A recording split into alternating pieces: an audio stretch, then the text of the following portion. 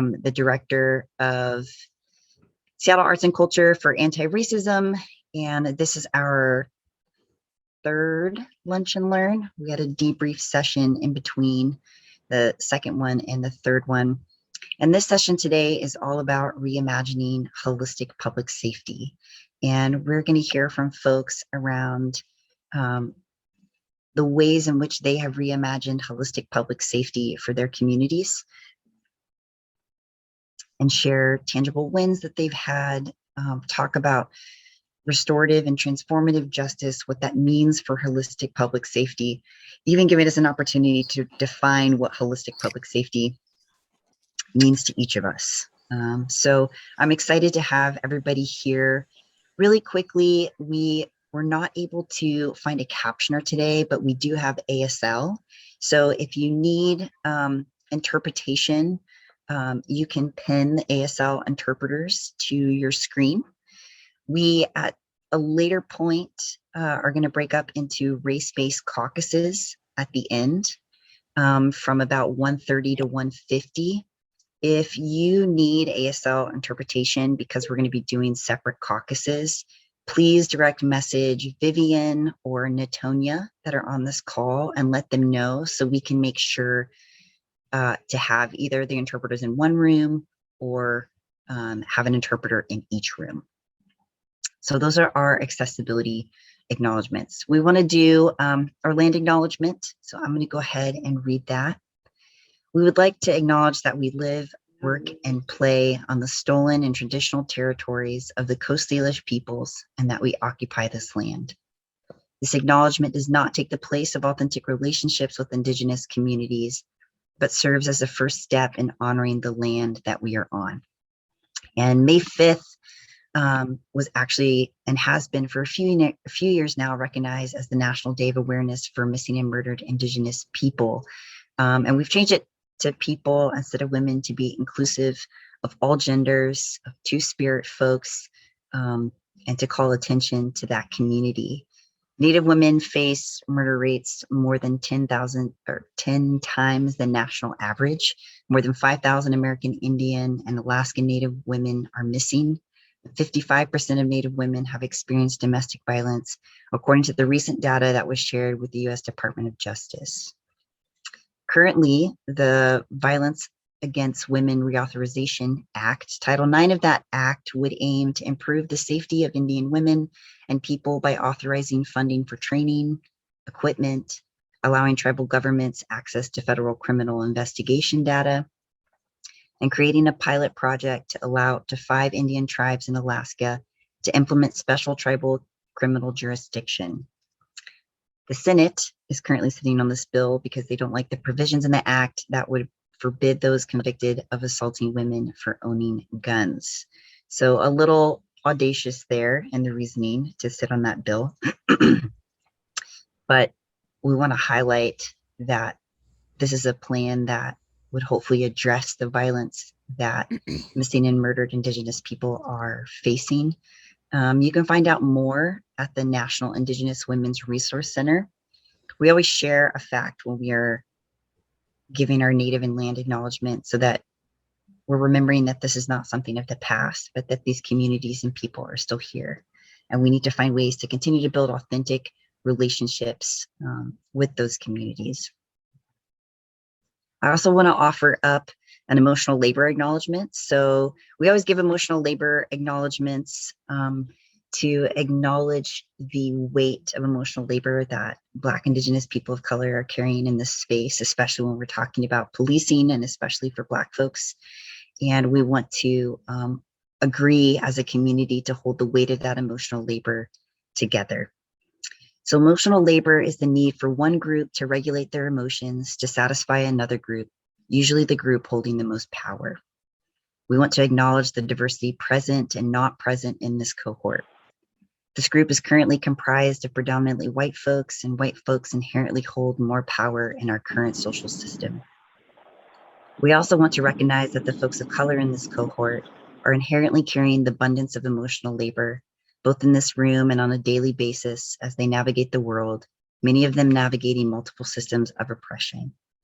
We thank and honor those that do the emotional labor and agree not to exploit it. We acknowledge the need to hold this emotional labor as a group. It is the goal today that the folks in this cohort that do not tend to hold the weight of emotional labor accept the complexity and pervasiveness of emotional labor in this space. So thank you for holding that with me and honoring that. We're going to go ahead and get started. I believe we are missing some panelists. So currently, right now, we have one. So you might just be blessed with a conversation between me and the wonderful Paris, and how lucky all of you are to listen to me talk more, but hopefully Paris more than me. So we're going to go ahead and get started, and I'll mirror our introductions. So again, my name is Alina Santillan. My pronouns are he, him.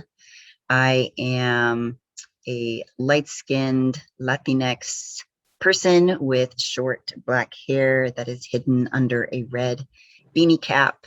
I have a blue button-down long sleeve shirt on with a white shirt underneath and a gold necklace. And I am sitting against a digital backdrop that has mid-century modern furniture and green walls. And I lead the work of the Seattle Arts and Culture for Anti-Racism cohort. And I'm going to pass it to my friend, Paris. Hi, everybody. I'm Paris Chapman. I identify with they, them pronouns. I am a Black mixed race person with beautiful brownish red skin, slightly long curly hair. And I'm sitting in my apartment with which you can see plants behind me and a kind of large screen TV and something called an uli uli, which I can break down another time. Yeah, and I'm just here to talk about whatever Alina wants me to talk about. So thanks for having me. Paris, will you share a little bit about the work that you do currently? Of course. So currently, I consult and work for an organization called the Coalition Ending Gender-Based Violence. I've worked in social services for the past decade plus, and I basically focus on DEI consulting, transformative justice, and really anything that gets us around reimagining what justice looks like. We're really lucky and honored to have Paris here and just be able to participate in this conversation together. We've had a lot of time the past few months to really think about what is our history as a country when it comes to policing. What are the foundations of what we believe safety is, and what are ways in which we need to interrogate our ideas and our narratives around that. And so this is an opportunity to kind of expand on the previous lunch and learns that we've done and really start to talk about, what does safety mean? How do we define safety? How is safety different than holistic safety? And so Paris, I'm wondering if we can just start off with, how would you define holistic public safety for communities? Sure. So when I think of holistic safety, I usually think of making sure that people's needs are met. And then when I think of meeting needs, I usually am thinking along the lines of what some people think of as Maslow's hierarchy of needs, but that was actually stolen from Indigenous people. So if you want to do your research on that, that would be a good lesson. But really looking at, what are the different levels of needs that people have? Like, of course, food, shelter, water, but what about psychological safety? So thinking about things beyond, like, what are the physical needs? Yeah, I think it's really important. I heard Isaac Joy from Decriminalize Seattle talk about holistic public safety from a standpoint of, like, we're talking about housing, we are talking about healthcare, we're talking about access to healthy food, having your basic needs met, obviously. But I think that psychological stress can definitely come up when our basic needs are not met. And then just an interesting piece in the way that we define safety. I think a lot of times people think about that as physical safety from violence rather than making sure that our communities that are most impacted by systemic oppression or racism or like other systems of harm have what they need, because that also benefits the rest of us. Do you see that like in your work with the coalition? 100%. So I see it in everywhere. My 9 to 5 is not like, it's not like things stop once I clock into work, right? And so for me, like constantly trying to get people to understand what is violence is kind of, it's part of the work. Um, and like, I think you kind of hit a nail when you said um, that like people consider immediate physical violence, but don't consider systemic racism violence, right? And so if you look over time, if you're not ahistorical, if you do your research, you start to see that like people are dying from very specific, uh, very specific forms of racism. One thing that I can point to in South Florida, there's a law. I have to go back and look it up, but there's a law that basically says if the wind is blowing east on this day, then people can burn their crops so that they can renew the land. If the wind is blowing west that day, they cannot. Guess who lives on the east side? Black and brown people. Guess who live on the west side? So things like that that contribute to air pollution, and the degradation of the land and the water pollution, all of these things that slowly kill people over time, but they're not considered violence because nobody's getting punched in the face right now, right? Yeah, I think you bring up an interesting point that when we're talking about safety and defining what safety means, we also need to think about like what is violence, and people's lack of understanding like words can be violent, systems can be violent. Um, this idea of like environmental racism idea, this thing that is happening called environmental racism is also a form of violence. And how do we address violence with holistic public safety in a way that is not disproportionately impacting Black and Brown communities negatively by over policing? And I think that kind of expands a little bit into our conversation further is, I think that there's a lot of amazing work that is not that radical, that is labeled as radical, but is not that radical, that decenters police and instead is really focused on how do we meet the needs of communities that are over policed, that are disproportionately impacted by systemic racism and oppression? What are the ways in which we are reimagining and dreaming safety for everybody, especially those most impacted? Do you have ideas or dreams for holistic public safety that is not just centered on policing? Since we're talking about violence being system work too, which we all participate in, and are complicit in within capitalism and white supremacy culture, what are the ways in which you are working towards or reimagining what that can look like that doesn't center policing?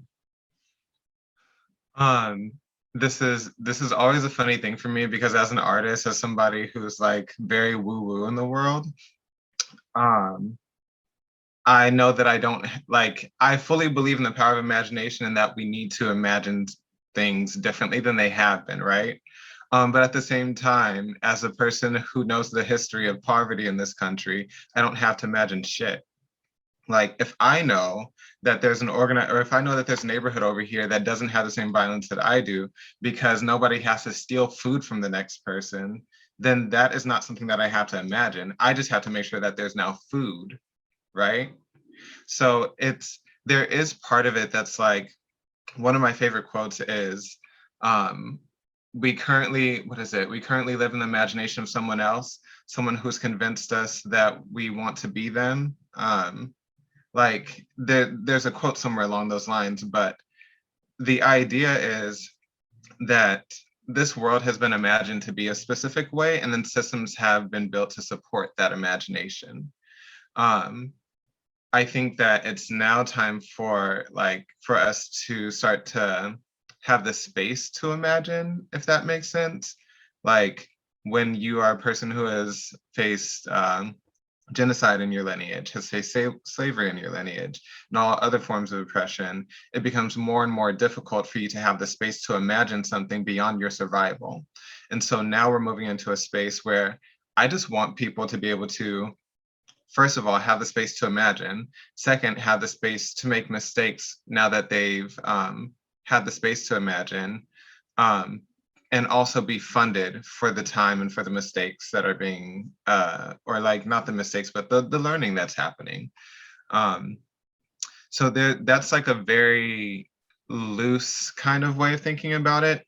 How that translates, I just consulted on a project in which we were able to get funding for organizations that are in the communities that they serve and that are made of the communities that they serve.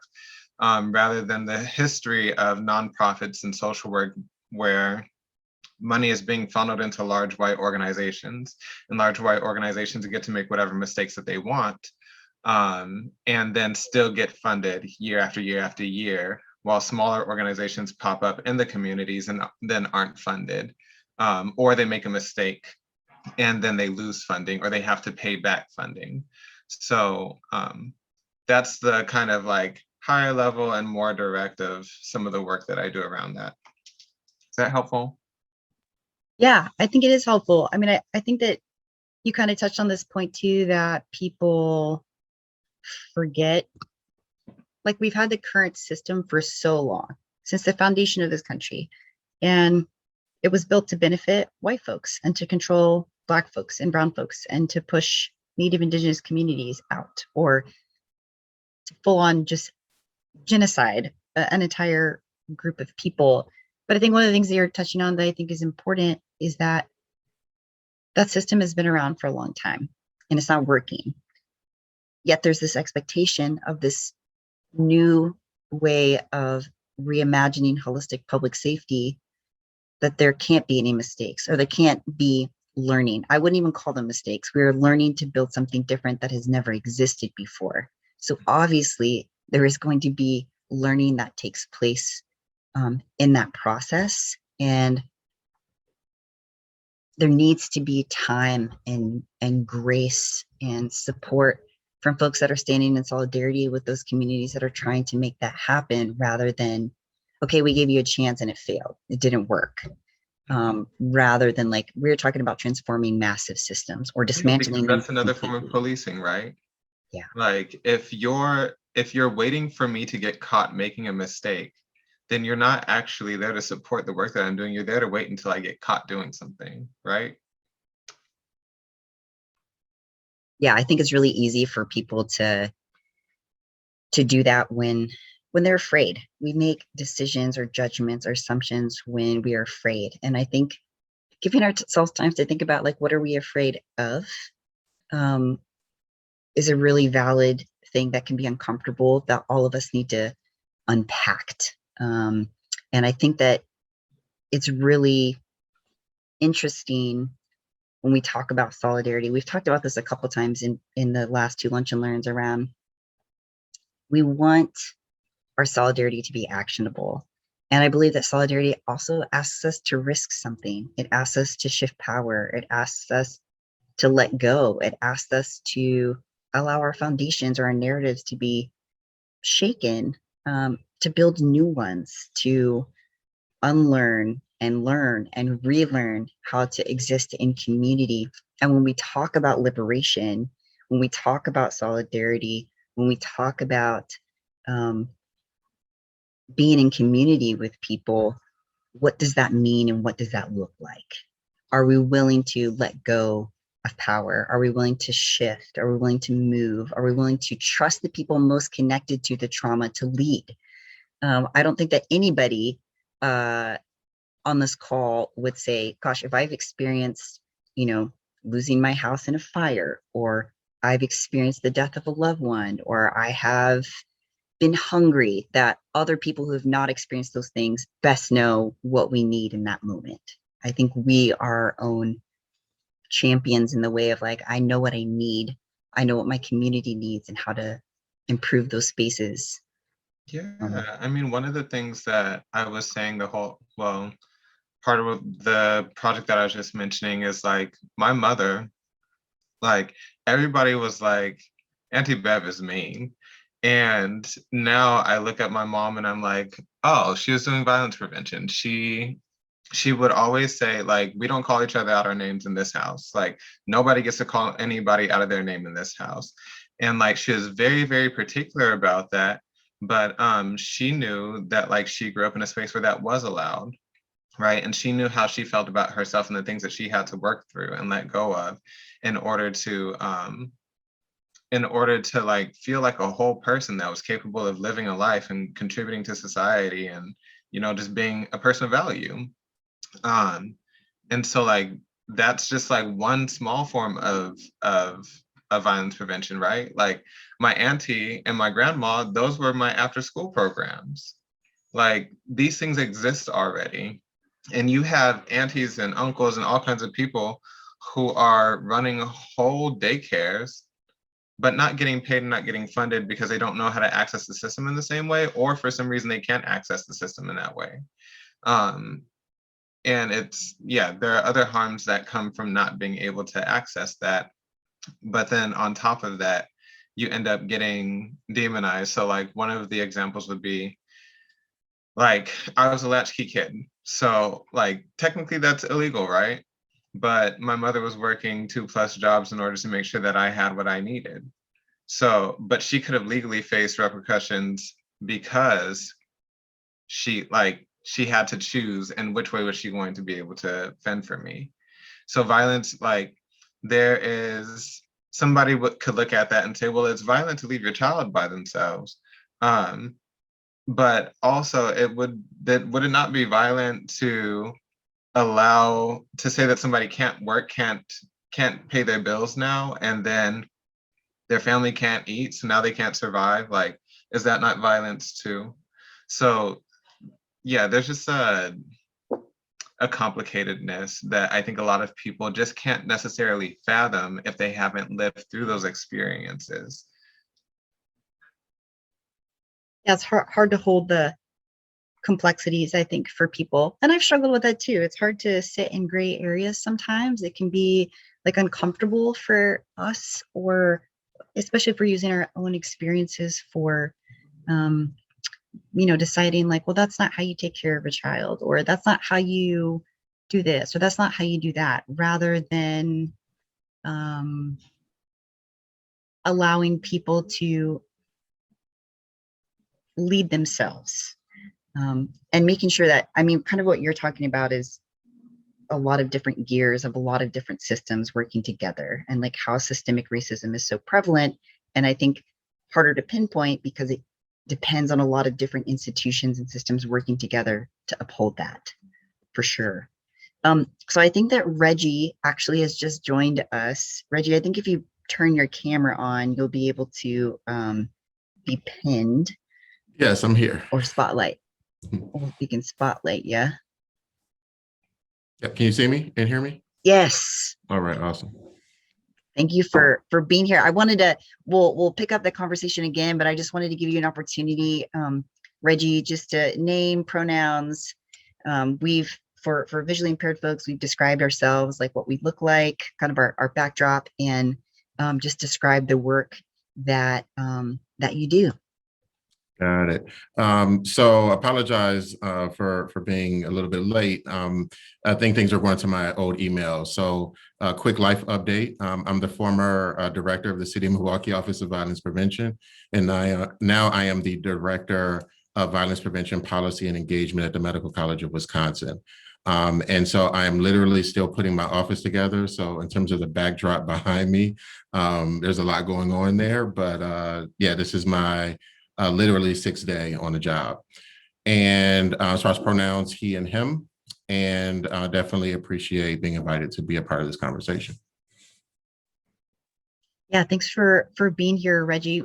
Paris and I have just been having a conversation around, like how would you define holistic public safety, and what would that look like in decentering police? And I'm honored that you're able to be here, because I think some people might have looked at, okay, wait a second, this is attached to medicine, or this is attached to a city department. Like, how is this connected to violence? So I'm wondering if you could kind of just give your own definition too around like how you would define holistic public safety, and one in which is not just centered on policing.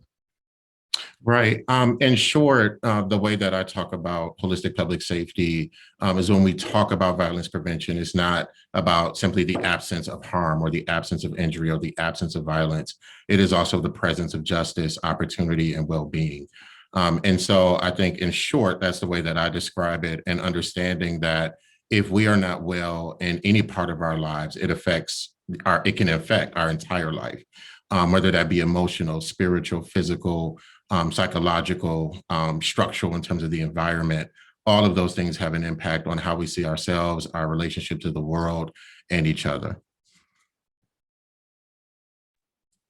Yeah, thanks for that definition. I think it kind of takes us into our next question, what we were talking about, because I like what you said, and I think Paris would agree and kind of acknowledge the same thing of like, holistic public safety doesn't mean that harm doesn't exist. Like, we are all going to harm each other forever because we exist in a white supremacy culture. We exist within capitalism. We will forever harm one another, and it is what we do when harm occurs. And Paris, I'll kick this over to you first, maybe, but I just wanted to hear from both of you around like, how would you, for folks that are unaware, how would you define restorative and transformative justice and connect that back to holistic public safety? Because I think there are principles of restorative justice in regards to, we are inviting the person that has committed harm against another person to participate in that healing process also, but making sure that we are centering the person that has been harmed in that process. And we don't really, I think, within city bureaucracy or nonprofit industrial complex, really ever center people that have been harmed. It is all about protecting the institution or checking our liability, not really meeting that need, or kind of to your point, like, yes, harm has happened, but is there an opportunity for justice also? So I'm wondering, Paris, maybe you can kick it off of just speaking to that transformative restorative justice element. Sure. So when I think of restorative justice, or also RJ, as it's known, I think about restoring the conditions that were prior to whatever transgression that happened. And so that is kind of like, the example that's usually given is if someone's purse is stolen, the purse is returned, but it doesn't include the idea of why did the person try to steal the purse in the first place? Did they need money for rent? Did they assume that there was food in there? Like, what were the conditions that, first of all, why did that person do it? What was their internal reason? And second, what are the conditions that allowed that to happen? So transformative justice addresses the deeper level of what are the conditions that allowed it to happen and what was the person's motive for doing it, rather than RJ, which is specifically returning to the status that was before the transgression happened. Is that helpful? Yeah, that's super helpful. I wanted to give people like a basic understanding of like what's the difference between the two, and how that can be applied to when we're talking about holistic public safety in a way that is not centering policing. So like to your point, I know and maybe this is still going on, I'm not sure about with the pandemic, but the Safeway that's by Rainier Beach High School, if someone was caught shoplifting food, they kind of had an agreement that was like, instead of calling the police, we're going to connect them to an advocate or a community member through the high school, making sure that like, hey, are you hungry? Do you need financial support for rent, paying your bills? Like, what is the need so that we are not punishing people for being poor or having a lack of access to things? So kind of, I wanted people to be able to understand that difference and like speak to how that was connected to holistic public safety. Yeah, and the word that I would pull out of what you just said is punitive versus transformative or healing, right? So a lot of people are so used to and indoctrinated into punitive justice which says, oh, that person's just lazy. They should have found another way to get it. And so we're going to whoop them. We're going to remove them from community. We're going to enact some form of violence that we think is going to get them to change their behaviors, rather than looking at why was that person in that situation in the first place? What were the circumstances that led to that even being possible? Yeah, that's what I would say. Yeah, Reggie, does that resonate for you? Like, what would be your take on those two? Absolutely. I think Paris hit it on the head. I mean, it really is about understanding what are the root causes. So we oftentimes talk about addressing things upstream when we're talking about systems or structural violence, but that also applies to people's lives who are surviving it, living it, fighting against it, resisting it, understanding what is it that drove that person to harm someone else, whether it be, and typically violence is a manifestation of an unmet, human need. And so really addressing what contributed to that need and how do we not only support that individual, but especially when we're dealing with issues of family violence or even addiction, there's often needs in that entire family. And so really just being intentional about that. Yeah, how are we making sure that, kind of just, again, going back to how are we making sure that we're meeting people's needs, and like, what are the barriers? What are the ways in which us as community members or people who are not a part of most impacted communities, what are the ways in which we are barriers to access? What are the ways in which we are gatekeepers? What are the ways in which we have power? What are we willing to shift and let go of to reimagine what that would look like? Have there been tangible transformative wins in the work that you do for communities, the communities that you're part of, that you serve, that have been, maybe they've taken a long time, but they've been something that that you can speak to in regards to the work that you've done? Is that for me or Paris? Either whoever wants to go first. Just some transformative wins of like how like within restorative justice, within transformative justice, when we're talking about violence prevention and providing holistic public safety, like housing, food, like access to basic needs, and then beyond, like what does that look like in your work? I'll briefly I think we've seen it the most coming through the pandemic. Very early on when the city started to shut down and people struggled in terms of having access to food and other basic needs, and even what was happening with young people as far as schools shutting down and disconnection from other caring adults in their life, really working to where the community, individuals in the community stepped up to take care of each other. And that really, to me, is one of the greatest forms of transformative justice. And when the community, one, has what it needs, and when the community is in a position to take care of itself, there's less reliance, need, or even space for the criminal justice system or apparatus to take up space as it pertains to at least the perceived production of public safety. And so I think the pandemic, in terms of what we saw, at least in Milwaukee, where a lot of people, and I know this happened in cities across the country, where there were mutual aid groups that were set up and taking care of each other, and that's continued. And there was a meme that talked about human rights were put into effect during the pandemic as far as eviction moratoriums and basically guarantee basic income, extending unemployment benefits. And again, I think the government, to some degree, I know I'm not saying that it was sufficient, demonstrated ability to move a mass amount of resources to respond to a need, to a human need. And, there's always conversation about there's not enough resources to invest in schools, or there's not enough resources to guarantee quality healthcare or quality housing. And what it really comes down to, I think the pandemic exposed that lie. In a sense that there's not enough resources for those things. It really comes down to political and public will to make decisions and prioritize human needs over capitalism and other forms of violence that we see perpetrated here and around the world.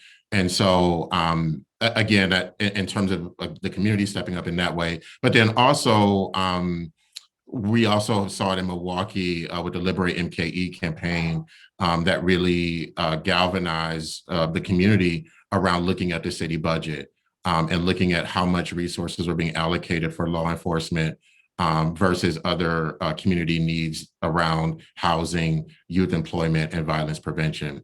And so they were successful in shifting $500,000 in the city budget. Their goal was 16 million. But again, I think that was in a sense, a down payment or a spark that I think continues to this day as they continue to organize around the ARPA dollars that are coming into the city and annually looking at the city budget. So that in my mind was an example of transformative justice as it relates to even looking at city budgets.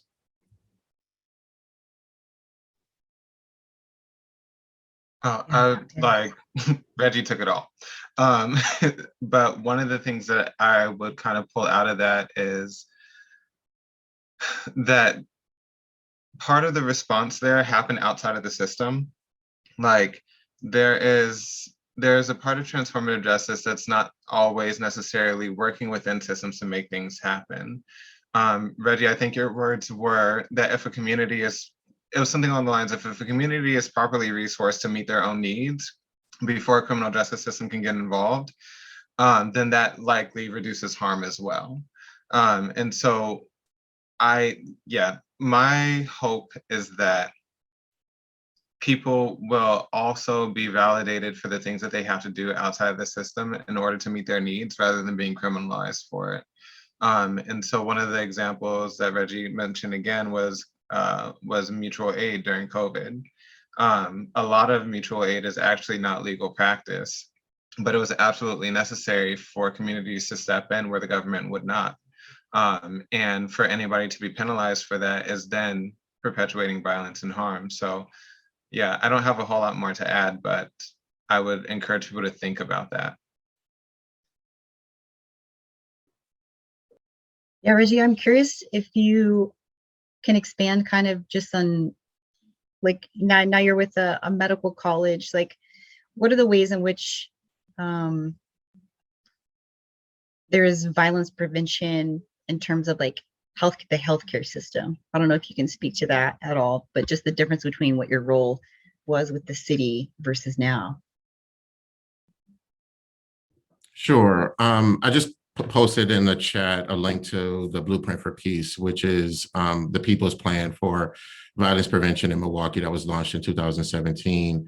And I'm leading into this to answer your question directly. And so really when I started in OVP in the city, which was housed in the city health department, the main priority was to have the community define the priorities, not just of the office, but violence prevention in the city. And so that's what resulted in the Blueprint for Peace. And so all of our work has really been around prioritizing and investing in those strategies. What I will say is one of the things that I kind of envy in my last couple of months in my role at the city was I was starting to get calls from many other cities who had shifted millions of dollars to either establish offices of violence prevention or develop their own violence prevention plans. And so they're starting with the money and they're now engaging the community in the plan. We started with the plan and I felt like I spent years fighting for the money. And quite frankly, my decision to come here versus going national was one, wanting to continue to support the local movement that we built, but then also advocating at a state and national level for the resources to really scale this work. And so the healthcare industry has a significant role to play. And with our violence interruption program called Forward for Life, I thought it would take 3 years, cutting through the red tape to establish that partnership where they would be able to respond to families and shooting survivors in the hospital. And based on the leadership of the trauma psychology director at Frederick Hospital, which is our level 1 trauma center, and Dr. David Milia and others, we literally were able to stand the partnership up in months. And it really came down to the trauma division, but particularly trauma surgeons who are treating and saving over 700 gunshot, or at least last year it was 700 gunshot survivors. On average, we have about 300 to 400 non-fatal shootings a year. And a lot of those lives are saved as a result of this hospital. And so it really, and just for context, Frederick Medical College of Wisconsin are kind of coexist together as a partnership. And so that understanding that, one, they were seeing the bloodshed on the back end and wanting to, again, figure out how could they be involved and contribute to prevention upstream. And so when we look at the role of healthcare and the fact that so many individuals in our community end up in these hospitals, and being cognizant of the way that they're treated, the way that gunshot victims are seen, this partnership has affected policy and practice in the hospital, but particularly in my role at the Medical College of Wisconsin, it really is an opportunity to leverage this entire sector to say, and I heard a lot this term used, particularly during the presidential campaign, moving from sick care to healthcare. And that often a lot of times healthcare looks at and is focused on obviously repairing the physical harm that has occurred on the back end, but the healthcare industry has a critical role to play in terms of violence prevention, and with the amount of resources that come through these institutions, leveraging those resources to invest in community, as well as advocating for policies at the state level as well to influence legislation as well. Paris, did you have anything to add to that? Just like violence, I think of broader systems that maybe people don't think about. I think most people wouldn't think of like the healthcare system as a violent one, unless you've experienced violence within the healthcare system, which it exists. They're not places of healing. I think healing places are very different than like where you go to mend. But I don't know if you have anything to kind of add to what Reggie was saying, Paris. No, but as Reggie was talking, I actually remembered your question was more so like any wins that popped up, and I wanted to pop into the chat a little bit about that project that I was mentioning earlier. It's called Mapping Prevention, and the whole goal of the project is to create a map of different places that can prevent violence in the community, or people that have agreed to, and whether it be a business that has agreed to be a safety place, or a group of people that said, you know, we're not going to let anybody walk home by themselves, so we will have people just ready at the wait for people. That's what we wanted, and what ended up coming out of our research. So we basically, the whole team is made up by people that live in South Seattle, are BIPOC folks who are doing violence prevention work in the community. And so we interviewed other people in our field that are doing that work. And what eventually came out of it was some pilot funding for organizations within the community, made of people within the community doing the work, which normally is so hard to make happen, especially for the small organizations that ended up getting funded. And so that's just like, it feels to me like it's a very simple thing to say, like redistributing the wealth that goes into majority white, very large nonprofits that are doing good work sometimes, but are still doing harm. It seems to me like it's a very simple thing that basically we're not getting money to make sure that we can be safe. We're not getting money all the time to make sure that we can do the work that we know how to do. And this project highlighted that, showed that we have the answers, and then made sure that we got money to do the work. Yeah, so that was just like one big win for me. Yeah, I think something that you kind of talk about the mapping prevention is this, the element of accountability. And I think accountability and intention are words that are thrown around a lot. I think within the nonprofit industrial complex, within the arts and culture sector, maybe even within our city, I think also without fully understanding what that word means. And I like the description on the website of just we're a team of anti-violence organizers who came together to think, listen, and lead with the intention of being accountable by acknowledging past harms. So like not skimming over like that happened before, or like, well, that was something in the past, but like we're acknowledging past harms, we're sharing what we learned, and we're working to enact change. And like actually doing work, there being some tangibleness behind that community accountability. I'm wondering if each of you can kind of define what accountability looks like for you in this work. Yeah, I can start. And For me, I guess what I want to start with is like back up a little bit and think about what accountability has been to most people in the US, which is, I said, I'm sorry, what more do you want, right? Accountability is an ongoing relationship in which the harm is not allowed to continue to happen, in my eyes.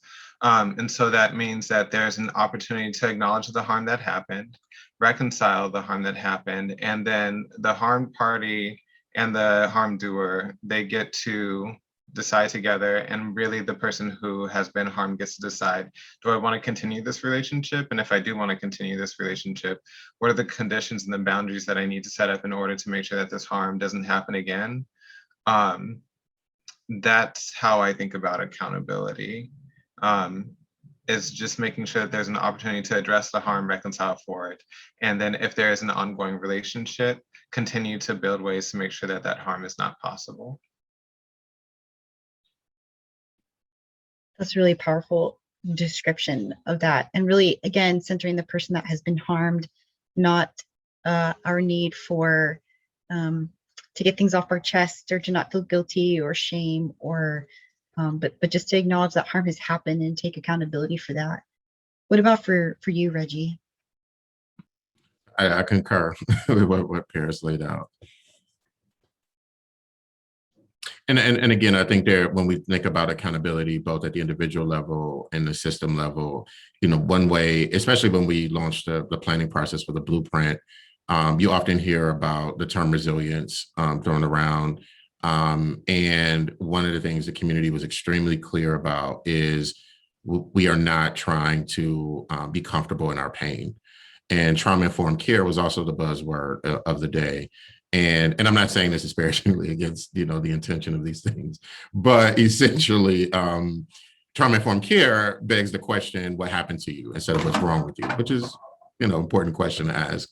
However, the community wants to go a step further, and who did it? And why do they keep doing it? And how do we stop that from happening? And so I see the intersection again between being really clear about when we say resilience, what do we mean?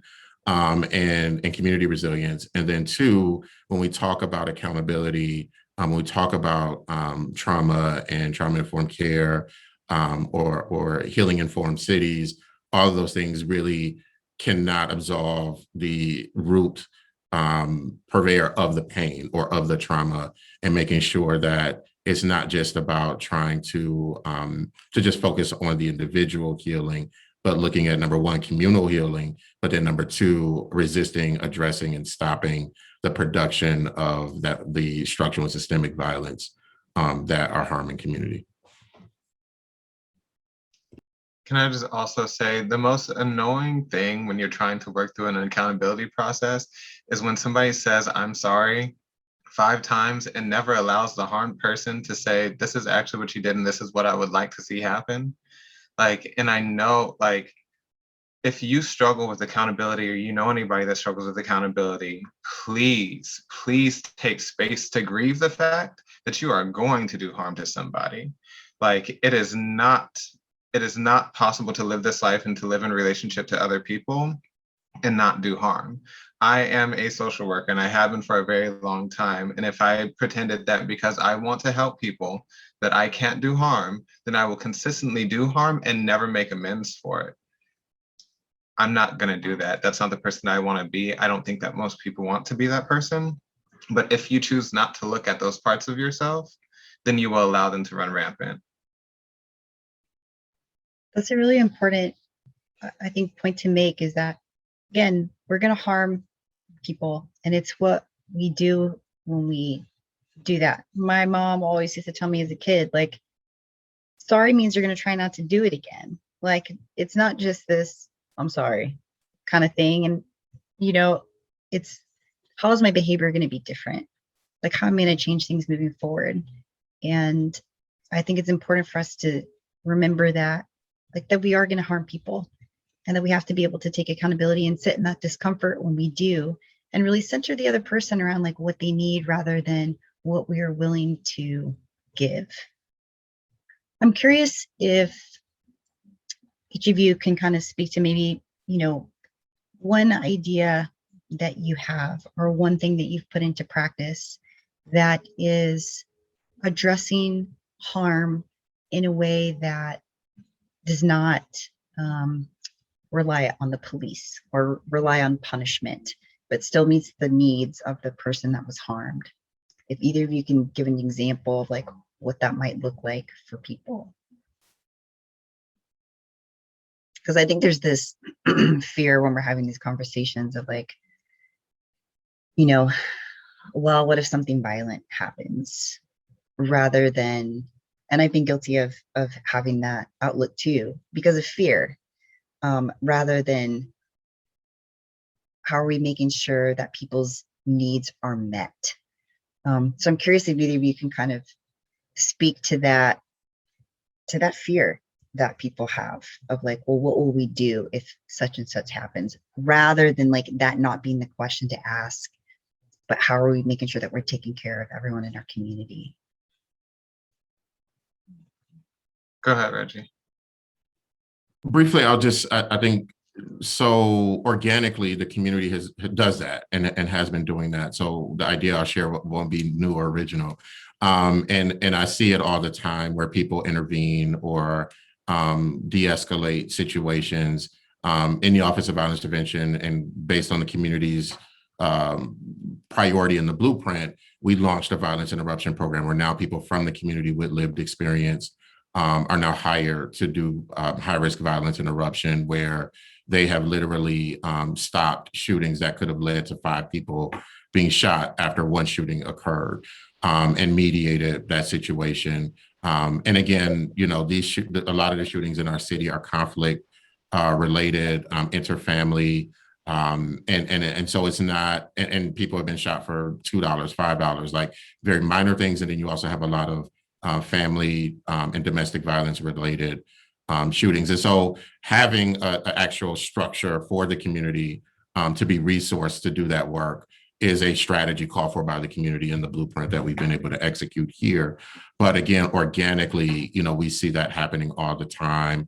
One of the things more recently, literally as of last week, the People's Revolution, which has led a lot of our racial justice and police accountability protests here, are also now doing community outreach and walking the block and connecting with folks as a way of promoting peace. And so I really love this toolkit, Paris, and definitely look forward to digging into the mapping prevention piece, because I think you know, I think that's an example of that in action, at least here. And so again, it's not a new idea, but that's what I would say in terms of and oftentimes people in conflict are looking for someone to intervene, right? And if we are afraid to, our fear is often just a lack of confidence about where do I start?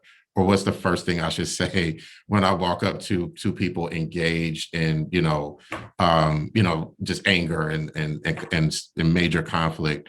And so we actually 2 years ago did community-wide conflict de-escalation training, because again, we didn't want the message to be you have to be a violence interrupter officially to intervene, that you don't have to simply be a bystander, you can be an upstander. And again, even with the API, Stop API Hate movement, the bystander training is so important, and that everybody has something that they can do to de-escalate or intervene in violence happening around them safely. What I think I would add is that I try to teach people relationship skills. There are a million things pinging in my head right now, but there's this idea that a lot of people claim to achieve self, who would always say, like, in the web of life, you kind of ignore your immediate portion of the web, because once your immediate portion of the web is disrupted, then it starts to do things other places. So small things for me, making sure that before I start a meeting could be like, are all of your needs met? Did you use the restroom? Did you eat? Like, I don't want anybody showing up to this meeting being violent because they didn't get to eat yet, right? So come here, make sure that your needs are met. Or if somebody's leaving my apartment, like, did you get water? Are you fed? Like, I don't want anybody leaving my space, especially like I have a 18-year-old little brother who's 6'4" and a tall young Black man. And like, I know how like people can perceive him in society. So part of like me preventing violence is making sure that he's happy and his needs are met before he leaves my apartment. But on more of like a larger and individual scale, teaching people relationship skills, teaching people what consent is, so that when they end up in a situation where their boundaries have been broken, they know that and they know how to see that and then respond to it, rather than just blowing up because now they want somebody to tell them that they've seen them, but they don't exactly know that that's what they're seeking. So there was something else that I wanted to mention in the realm of violent, or in the realm of relationship skills, but it's the proactivity of it for me. It's really the idea that rather than waiting until something happens, how do I get people prepared to see that these things can happen, and then start imagining how do they want to respond when that thing happens. And there are a lot of details, and there are so many different ways in which that can happen. But I can think of like one example would be if I know that at a family reunion, it could be likely that one of my cousins is going to get drunk and want to fight. I know that my cousin is oftentimes looking for somebody to say, has anybody told you you're beautiful today? Like, that's de-escalation for me. That's like, and that's a small thing. And sometimes people can't look past like, and just say like, oh, this person is being disrespectful. This person's doing this, that, and the other, and I shouldn't tolerate that. And I kind of believe like you shouldn't just tolerate people treating you any kind of way. But sometimes the simple act of being conscious of the fact that that person's trying to meet a need in that moment, that person's trying to be seen in that moment, and you can just see them, and then y'all can both go on about your day. Like, that's a simple form of violence prevention. Yeah, I think even just to that point of the ways in which, like, grief, like violence can show up when people are grieving also, and like what are ways that we can create cultures or atmosphere or spaces for people to have a space to do that in a way that keeps themselves safe and others around them. And I don't think that was something that Derek Dizon from API Chaya and I had talked about a little bit around the violence attached to grief. When we are afraid, when we're mourning or grieving a loss, like how anger or violence can show up in those spaces as well. And like, what are ways in which we can care for people? I don't think that in our jobs, usually we connect with making sure that people are able to show up as their whole selves at work. For some of us, it feels dangerous to do that. It does not feel like a safe space to do that. And I think it's important for, ourselves on this meeting and our organizations, our city departments, us as individuals to really examine the ways in which we are gatekeepers and the way in which we are maybe not cultivating space for our colleagues or our community to show up in the ways that they need to actually be taken care of in a holistic way. I wanted to just open it up to anything else that either of you kind of wanted to share about your work, about RJ, TJ, restorative justice, transformative justice, what your hopes are for this movement, again, around like decentering police, not as a, for the record, I think that we're all going to have different perspectives, and like no community is a monolith. And so acknowledging that when we're talking about decentering police, like there are other ways that community, like both of you have spoken to, there are other ways in which people are caring for each other that doesn't have to result in further violence through the criminal justice system. So I just kind of wanted to open that up to each of you, of just like, what are just like any last things that you want to share about the work that you both do.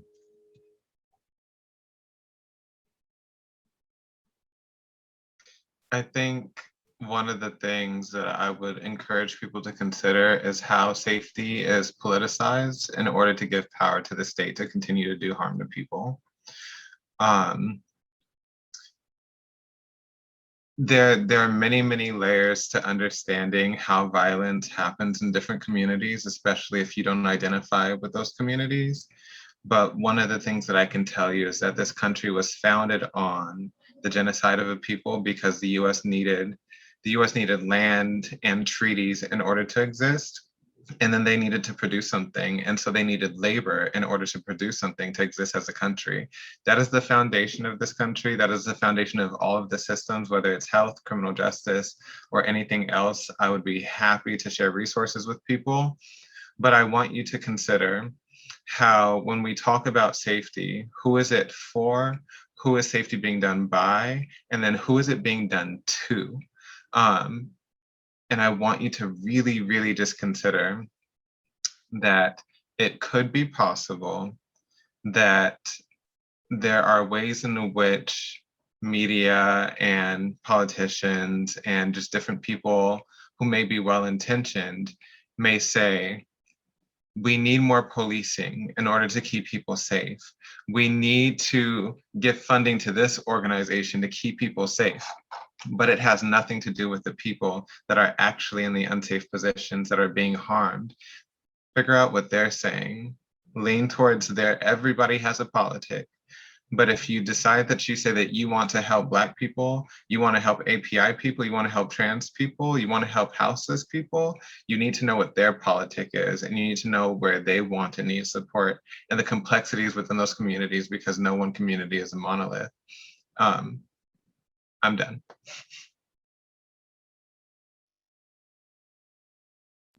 I'll just say ashe to that. So yes. Yeah, I think that question around like, who is it being done by, who is it done for, who is it done to, is something that we all need to interrogate. Like, one, interrogating our own ideas of safety. Like, what does that mean when we say that? What is the difference between our ideas or narratives around safety, and how can we do that in a holistic way?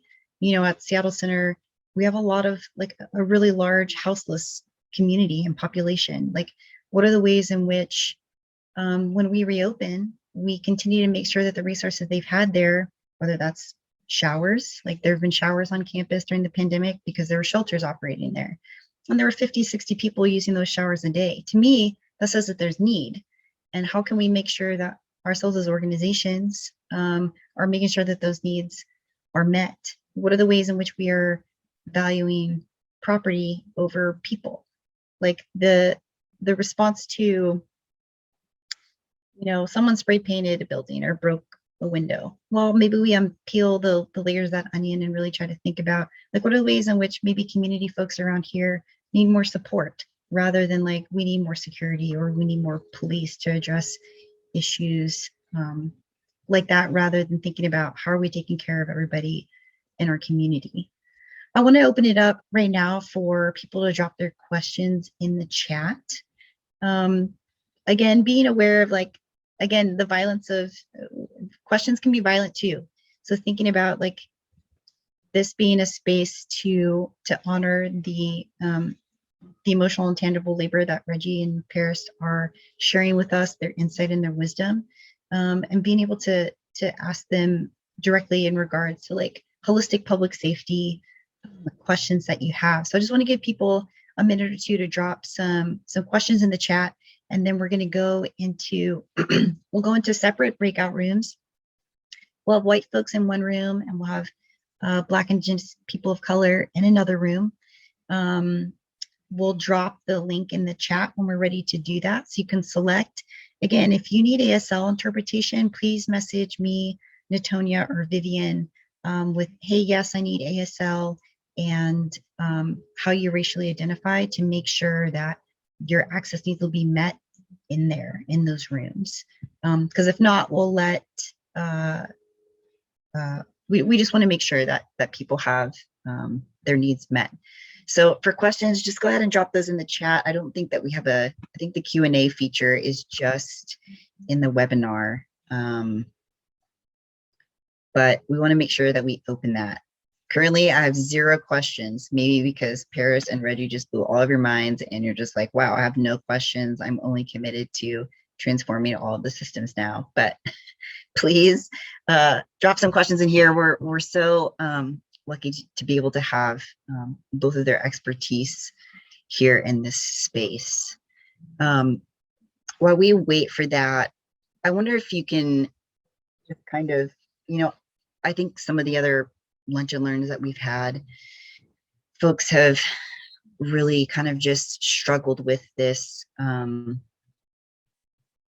think this movement for some folks is new around defunding the police or redirecting resources. Again, and I think that's coming from places of fear rather than places of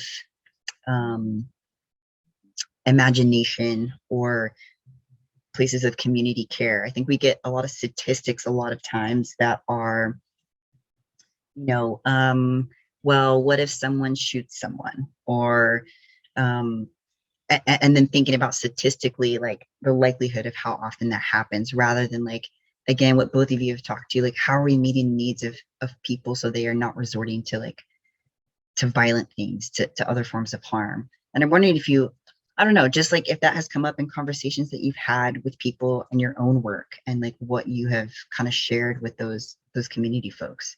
I can't imagine that every single person, Reggie, that you talked with in the city, as a city, within the bureaucracy of city government, or Paris, even in your work, that everyone was just like, yep, I think this is great. I'm on board. Tell me what to do.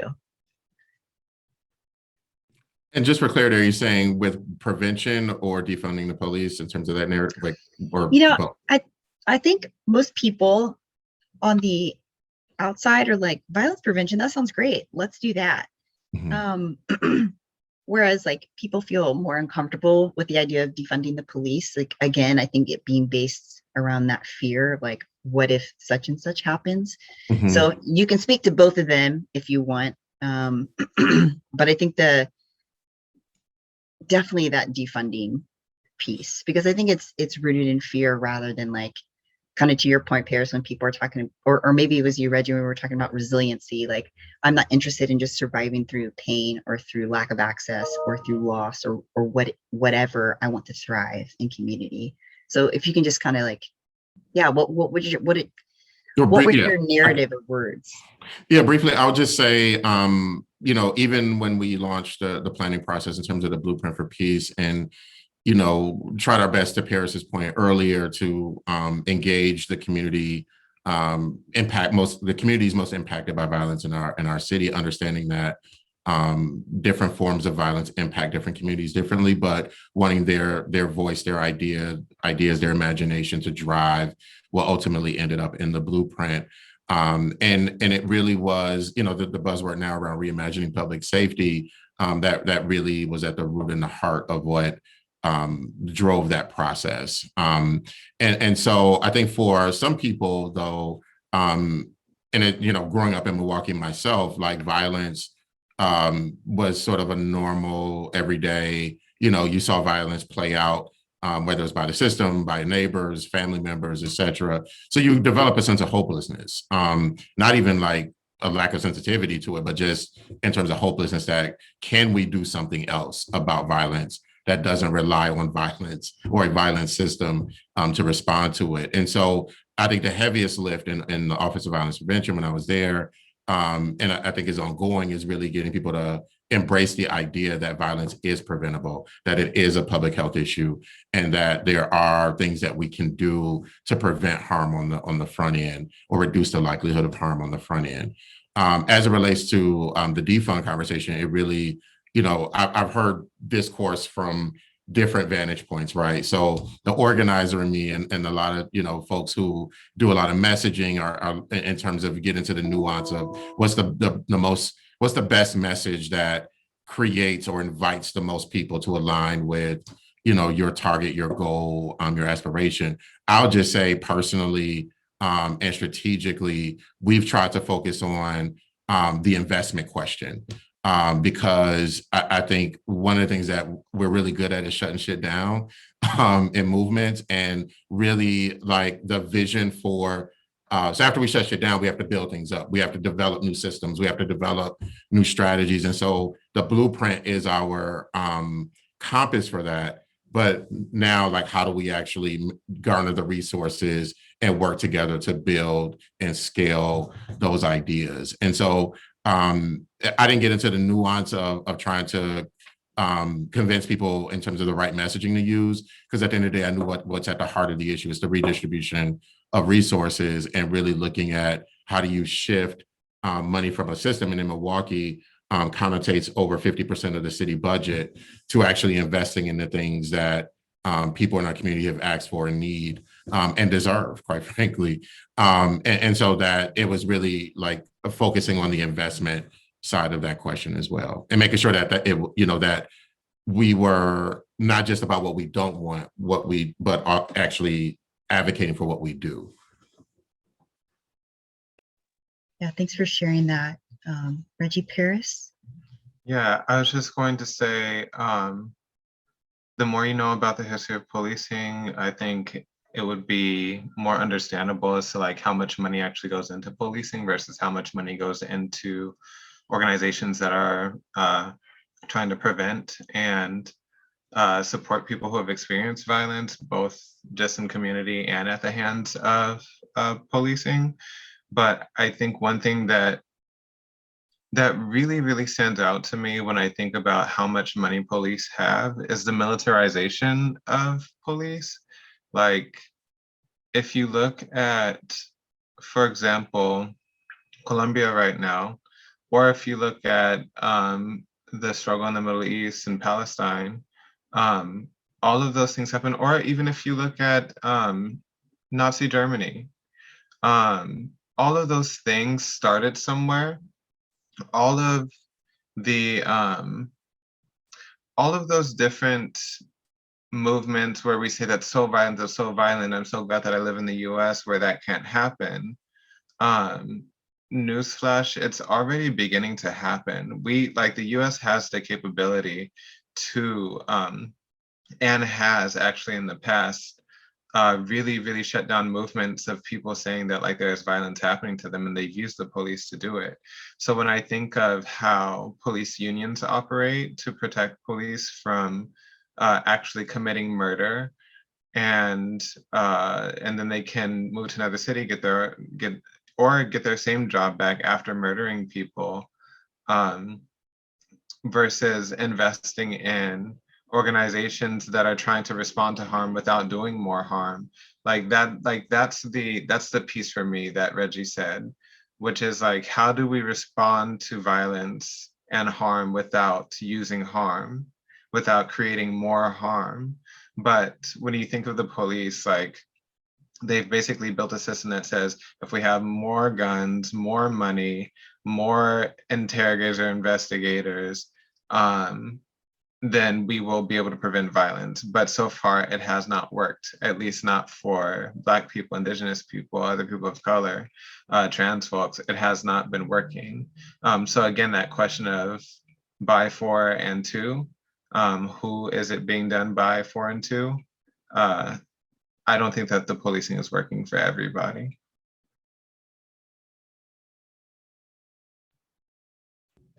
Yeah, thank you for kind of just both expanding on that a little bit. Again, it really begs us to interrogate like our own ideas of safety, like who's that for, and like what are the narratives that we have around that? What are the things that we need to like unlearn and relearn in order to support holistic public safety that actually takes care of folks that are most vulnerable, most impacted by broader intersectional like systems of harm. Can I just add really quickly? Yeah. I left a link in the chat that will kind of break down a little bit more. If you go to that YouTube video, it has different sections in it that breaks down different pieces of history regarding policing. But I really do highly recommend the section that's on militarization and unionization, because you can see how the state has both increased violence and then protected themselves from any repercussions for the violence that they've caused. Thank you for dropping that in there. Paris. Reggie, just really quickly, I was wondering if you could put, or are those bystander trainings that you were kind of mentioning that were happening in Milwaukee still something that is a resource? Was that a broad resource? Was it just for folks within the city? It was just for folks in the city that we did in person. So there's not like a link or anything I can. Okay. Okay.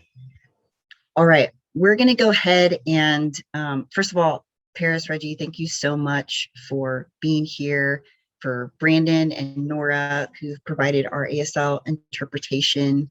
Thank you so much for just creating this and helping this be a more accessible space, and for sharing your wisdom and insight, the things that you've learned and the work that you're doing that has been invaluable to everyone here. It doesn't look like we got any requests for ASL in the breakout rooms. So Nora and Brandon, you'll be free when we move into that. I think that Vivian is going to drop the links into the breakout rooms. And if you identify as a white person, there is a breakout room for white folks. If you identify as a BIPOC person, there's a breakout room in there. Heather will, thank you so much, Reggie. Heather will be facilitating the White Caucus, and I will be facilitating the BIPOC Caucus. So you will have facilitators in those spaces, and we'll go ahead and drop that in there while when the breakout rooms are added to the chat. We're going to give people about 8-ish minutes to kind of think about and just do some self-reflection on what they've heard today. And then once we get into the breakout rooms, we're going to do some work around reimagining what holistic public safety looks like for our city department, our nonprofit arts and culture organization, and being able to kind of unpack that in our groups together. So Vivian, if you'll go ahead and add those breakout rooms in there, and you can again just choose the room that you identify with. We're going to spend some time together in there, and then we'll come back. We'll do that from now until about 1:50, and then we'll come back and close all together. So again, Paris, Reggie, Nora, Brandon, thank you so much for being here and just being in community with us. I'm so grateful to have been able to share space with all of you. Thank you much. It was really beautiful. Oh. Thank you. Thanks, Paris. Thanks, Reggie. All right. For showing up and participating in the conversation today. I know we got off to a interesting start because I thought it was just going to be a conversation with Paris and I, but I'm glad that Reggie was able to join. Sad that Ajima wasn't able to be there, but hopefully we'll get an opportunity in the future to kind of hear from them about the work that they're doing in Chicago. But I wanted us all to just have an opportunity to really make sure that we were able to kind of close together and to continue to think about the ways in which we're gatekeepers, the ways in which we hold power, the power that we have to shift the current systems that we have, whether that's our city department or that's in our arts and culture organization. But what are the ways in which we are willing to sacrifice and let go of power and to take a risk and to dream a little bit too? And it'll be uncomfortable for many of us to kind of explore and unpack what that means. But coming from someone who grew up wanting to be a police officer, thinking like, oh, like that's what I want to do. I want to help people and I want to keep people safe. Like you see, kids walking around with stickers or they get ice cream and like just this idea. And I'm not saying this as an anti-cop sentiment coming from me personally, but there's a lot of things that we have to be willing to interrogate about ourselves when we don't live about the world with the same impacts from systemic and institutional and structural racism that our community folks do, or that people that we have relationships with, that Black, Indigenous folks of color, especially Black and Indigenous folks deal with on a daily basis. Like we have to be willing to interrogate our ideas of safety, and really stretch ourselves to kind of dream and reimagine like what that would look like. At Seattle Center, I think that we have a lot of opportunity to build collective power. I think within city government, it can be a little more challenging because of bureaucracy that we face and the red tape that we face. And it can also be a big challenge, I think, for our arts and culture organizations. But I guess my kind of lasting thought is for each of us to continue to spend some time like today interrogating like what does holistic public safety mean? What are the ways in which I hold power? How can I influence change? How can we do things differently than the way that we've been doing them before? I'm going to share some like the resources that Paris and Reggie mentioned today. I'm going to probably try to send that. Oh, yes. And the survey is in the chat if you want to open that and just take a minute to fill that out really quickly. But really I will share the resources that Paris and Reggie talked about. I think, Vivian, we can send that as a follow-up email in Eventbrite. And then maybe we can post some of those resources on SACA's website so that we're able to be like, hey, here are our past lunch and learns, and then here are resources that came out of the conversations that we had so that people have some resources to build on. But we'll continue to have this as a conversation in our cohort meetings. Again, even if you're a part of the city, you're still welcome to drop in on those cohort meetings and continue to access the resources that we continue to build on the website. But I thought I'd just open it up with our last like a minute or so. And then I want to give people a few minutes to actually fill the survey. So I'll let you go in 1 minute, but take a chance to pop in the survey a little bit, but just to give people, anybody with an opportunity that wanted to share, to have that opportunity here right now.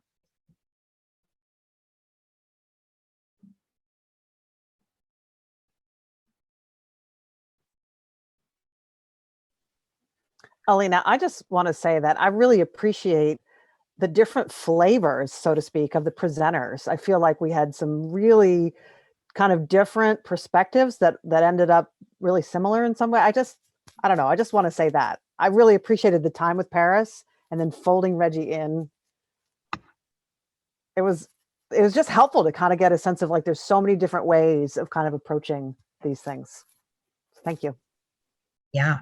Thank you. Thank you for all sticking through the end and having some time in the breakout rooms. I think we had some meaningful discussion in our caucus and able to come up with some like different ideas that hopefully we can be able to expand on in future cohort meetings. And we still have one more lunch and learn that we have June 8th, I think. I can't see my calendar right now, but I believe it's June 8th. And that'll be the one where we're really talking about reimagining, or not reimagining, like what does actionable solidarity look like? So when we're talking about solidarity, what does that mean when we actually say that? How is our solidarity actionable and not just a social media post or a statement or a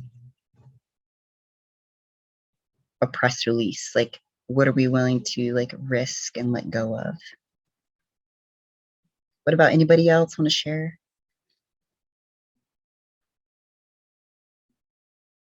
Okay. Well, I'll give you your 3 minutes back. Please fill out the survey if you have a chance, and we'll follow up with some additional resources. But I just wanted to say thank you to everyone that stuck around and just being a part of this conversation. And we'll have another panel on holistic public safety in June. All right, everyone, take really good care. Talk to you soon.